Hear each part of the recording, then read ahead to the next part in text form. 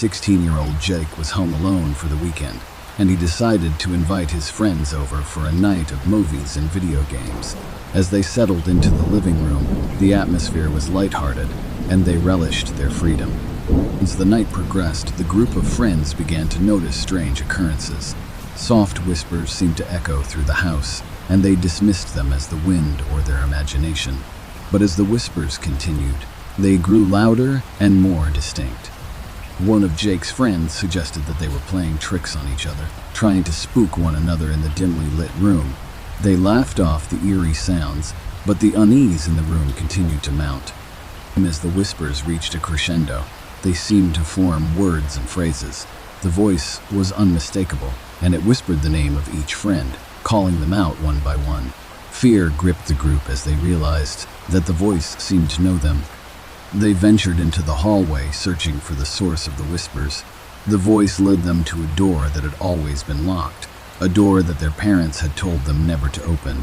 The whispers grew more insistent, as if they were trying to guide the friends to unlock the door.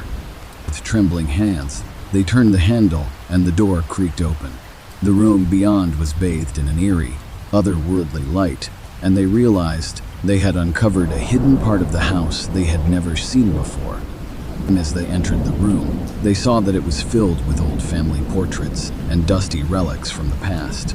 The whispers seemed to emanate from the walls, as if they were trying to communicate something important.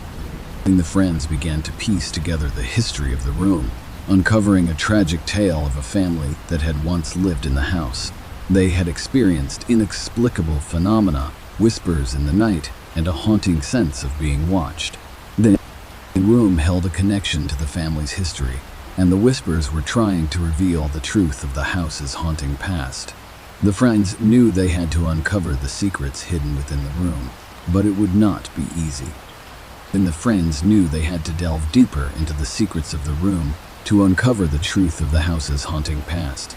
As they explored the room, they found an old diary, its pages brittle and yellowed with age. It belonged to the family that had once lived in the house. The diary contained entries that described the family's experiences with the strange occurrences and whispered voices. It detailed their growing sense of unease and fear, as they were convinced the house was haunted by an otherworldly presence.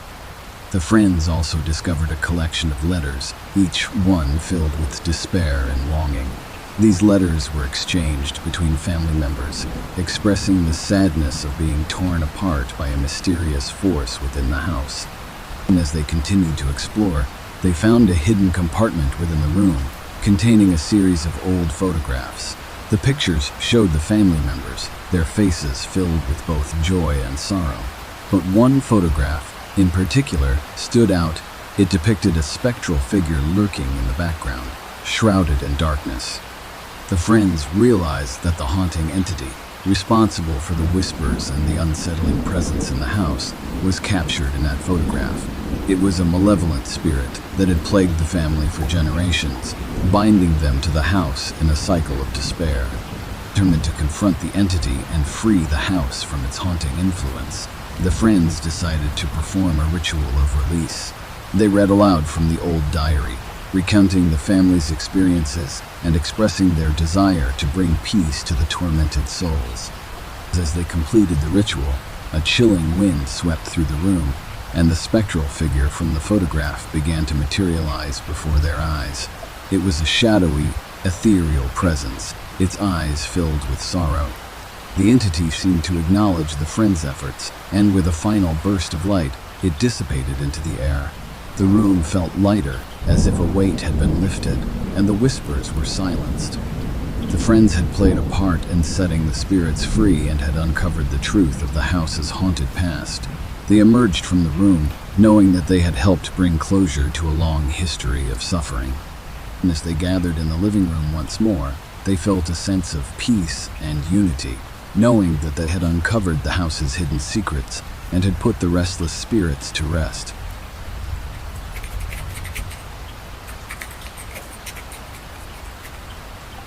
It was a cold winter evening in the small town of Blackwood. The snow fell heavily, blanketing the world in an eerie silence. The Johnson family had just arrived at their remote cabin for a cozy weekend getaway. The cabin, nestled deep in the woods, offered a perfect escape from the chaos of city life. Little did they know that their idyllic vacation would soon take a sinister turn. As night fell, the family of four settled into the cabin, the warmth of the fire crackling in the hearth. Mr. Johnson, a tall, rugged man, was busy setting up the board game while his wife, Emily, prepared a pot of hot cocoa. Their two children, Sarah and Timmy, eagerly anticipated the fun evening ahead. Just as they were about to start the game, a sudden gust of wind howled outside, causing the cabin's windows to rattle. Timmy, a nervous child, looked at the windows with unease. "Dad, are we safe here?" he asked. Mr. Johnson patted Timmy on the back. "Don't worry, son. This cabin is sturdy, and we're miles away from the nearest neighbor. We're perfectly safe." The family tried to shake off the unsettling feeling, but the eerie ambiance of the isolated cabin was hard to ignore. They continued to play the board game, laughter and warmth filling the room, momentarily dispelling their unease. Hours passed, and the snowstorm outside intensified. The wind howled like a banshee, and the darkness pressed against the cabin's windows. Just as they decided it was time to go to bed, the power went out, plunging the cabin into total darkness. Emily lit some candles to provide dim, flickering light. The family huddled together, the shadows dancing ominously on the walls. Mr. Johnson grabbed a flashlight and went to the basement to check the circuit breaker. As he descended the creaking stairs, he felt a strange sensation in the pit of his stomach. It was as if he were being watched, but he dismissed it as a product of the eerie atmosphere. When he reached the basement, he found the circuit breaker tripped. With a sigh of relief, he reset the breaker, and the lights came back on. However, as he turned to go back upstairs, he heard a whisper, a faint voice that seemed to come from the darkest corner of the basement. "Help me." Mr. Johnson's heart raced, and he shone the flashlight into the dark corner. Nothing. He couldn't see anyone or anything. The voice had sent shivers down his spine, but he tried to rationalize it as a trick of the mind, a product of the tense atmosphere. Back upstairs, he reassured his family that everything was fine, but the unease continued to linger. They decided to go to bed, leaving the lights on in every room of the cabin to chase away the darkness. And the family members lay in their beds, struggling to sleep as the storm outside continued to rage. The wind moaned through the trees, and the snow battered the windows. It was as if the very cabin itself was under siege. Sarah, unable to sleep, heard a faint scratching sound coming from the hallway. She thought it was just the wind, but when she heard it again, she knew it was something else. She cautiously got out of bed and opened her bedroom door. In the dim light of the corridor, she saw the source of the scratching sound. A shadowy figure stood in the hallway, hunched over, dragging its fingers along the wall. Sarah gasped, and the figure turned to look at her with hollow, vacant eyes. Sarah screamed and slammed her bedroom door shut. Her parents rushed to her room, but when they opened the door, the hallway was empty. They searched the entire cabin, but there was no sign of an intruder. Terrified, the family huddled together in the living room. The storm outside had only grown worse, making it impossible to leave. Mr. Johnson decided to call the police, but there was no cell signal, and the landline was dead. As the hours passed, the family heard strange noises, footsteps, whispers, and laughter that seemed to come from all directions. It was as if the cabin itself had come alive with malevolent intent. Sarah and Timmy clung to their parents, tears in their eyes. The isolation that had once seemed like a peaceful escape had become a prison of terror. Finally, they realized there was no choice but to confront whatever lurked within the cabin. Mr. Johnson armed himself with a fireplace poker, and they slowly moved through the dark, silent cabin, searching for the source of the horror. But they found nothing. The cabin was empty, and the storm outside had finally subsided. The darkness that had pressed against the windows had lifted. Exhausted and bewildered, the Johnson family returned to the living room, their fear unabated. The cabin was silent once more, but the feeling of being watched never left them. And as they sat there, waiting for the first light of dawn, They couldn't shake the chilling realization that the true horror was not the storm outside or the sinister presence that had haunted them, but the isolation that had left them utterly vulnerable to the unknown.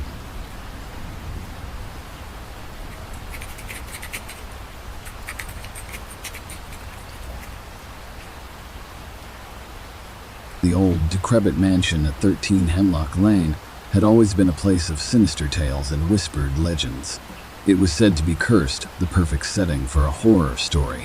Yet, nobody truly believed in such superstitions, until the Grayson family, consisting of a husband, wife, and their 10-year-old son, Jason, had recently moved to this quiet, remote town to escape the chaos of the city. The mansion, with its ornate architecture, seemed like a dream come true. They acquired it at a bargain price, ignoring the ominous stories that clung to it like a shroud. And then their first night in the new house, things took a chilling turn. A blizzard raged outside, blocking all routes of escape. Jason had gone to bed early, and the couple settled down to watch TV. Just as they began to relax, the lights flickered and dimmed to an eerie glow. The wind howled through the ancient trees outside. Terrified, Jason ran into the room, clutching his stuffed bear. "Mom, Dad, there's someone in my room." Startled, they followed their son upstairs. As they reached his bedroom, the lights flickered back to life. The room was empty, but the window was wide open, curtains billowing ominously. Jason's mother closed it, reassured him that it was just a nightmare, and tucked him back into bed. However, as they returned to the living room, a spine-tingling chill swept through the house, despite the roaring fire in the hearth. The family exchanged nervous glances as they heard faint, childlike laughter echo through the corridors. Who could be in the house? The doors were locked. Jason's father whispered, his voice trembling. They decided to investigate, armed with flashlights and a sense of dread. The eerie laughter continued to taunt them as they searched room after room. Finally, they found themselves in the basement. The laughter grew louder, leading them to a room concealed behind a heavy, locked door. The door creaked open, revealing a hidden nursery. Toys and dolls, covered in dust, lay strewn about. The laughter reached a crescendo, but the room was empty, save for a shadowy figure in the corner, obscured by darkness. Jason's mother gasped, "Who's there?" The figure stepped into the dim light, revealing a pale, doll-like face, a little girl no older than 7, in a tattered Victorian-era dress. She giggled again, but this time, her laughter sent shivers down their spines. "My name is Emily. I'm so lonely," she whispered, her voice cold and lifeless. And the family tried to escape, but the door slammed shut, trapping them in the nursery. The little girl's laughter turned into a sinister cackle as the room grew darker and colder. The walls seemed to close in on them, and the toys came to life, circling them ominously. The Grayson family was trapped in the eerie nursery with Emily, the ghostly child. The dolls and toys, once innocent playthings, now moved with a malevolent purpose, their beady eyes fixed on the terrified family. Jason's father desperately tried to force the door open, but it remained stubbornly locked. Emily's laughter grew louder, echoing through the room as she floated above them, her eyes vacant and soulless. "Let us out, please," Jason's mother pleaded, her voice quivering with fear. Emily giggled and whispered, "You can't leave, not until you keep me company. Forever." And the family watched in horror as the toys advanced, their tiny hands reaching out to grasp them. The room grew colder and frost formed on the windows. It was as if they had stepped into a different realm, one governed by the whims of a vengeful spirit.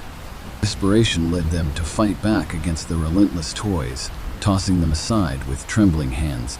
But each time they thought they had gained the upper hand, the toys regrouped, more determined than ever. As the struggle continued, Jason's father spotted an old photograph on the wall. It showed a family from a bygone era with a little girl at its center. The same child, Emily, stared back at them. She was clearly part of the house's dark history, and they needed to unravel the mystery if they were to escape her clutches.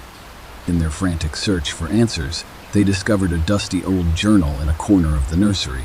It belonged to a previous resident, a man named Samuel. The journal detailed the tragic tale of Emily, his daughter, who had died in the house under mysterious circumstances. Emily's laughter ceased for a moment as they read the journal aloud. The room grew still, and the toys fell motionless at their feet. "Emily, we're so sorry," Jason's mother whispered, tears streaming down her face. "We didn't know you were trapped here." The ghostly child approached them, her demeanor softening. You believe me."